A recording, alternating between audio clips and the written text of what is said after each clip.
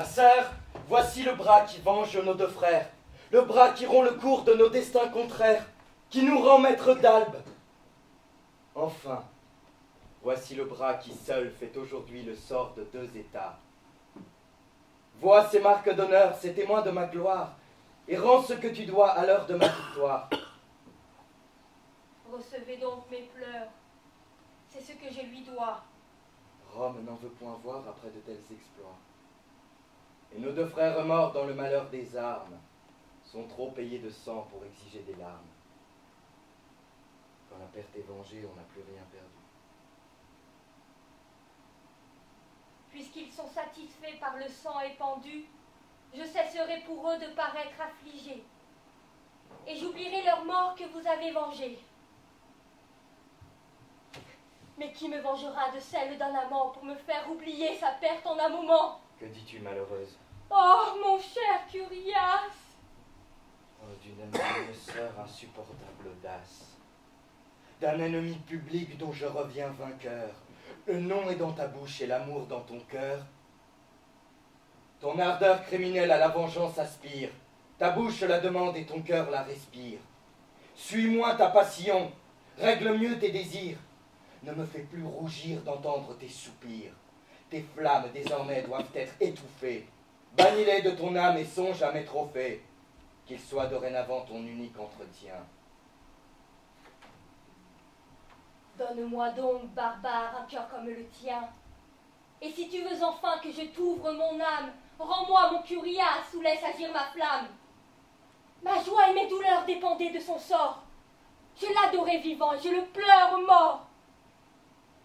Ne cherche plus ta sœur où tu l'avais laissée. Tu ne revois en moi qu'une amante offensée qui, comme une furie attachée à tes pas, te veut incessamment reprocher son trépas.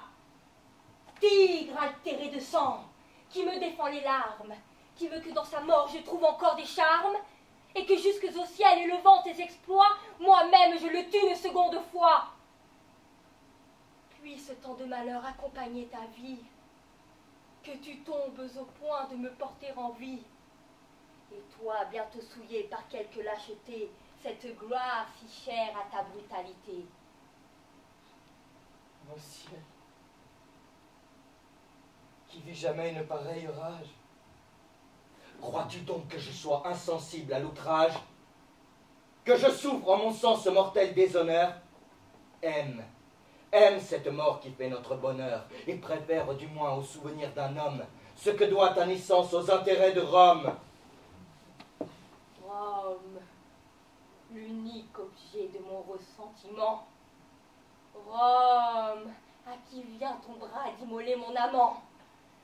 Rome, qui t'a vu naître et que ton cœur adore.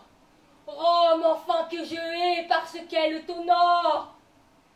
Puissent tous ses voisins ensemble conjurer, saper tes fondements encore mal assurés. Et si ce n'est assez de toute l'Italie, que l'Orient à l'Occident s'allie, que 100 peuples unis des bouts de l'univers passent pour la détruire, et les monts et les mers, qu'elle même sur soi renverse ses murailles, et de ses propres mains déchire ses entrailles. Que le courroux du ciel allumé par mes vœux fasse pleuvoir sur elle un déluge de feu.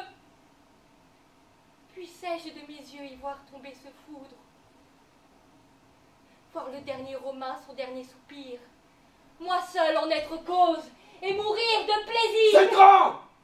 Ma patience à la raison fait place. Va dans les enfers plaindre ton Curias! Ah! Traître!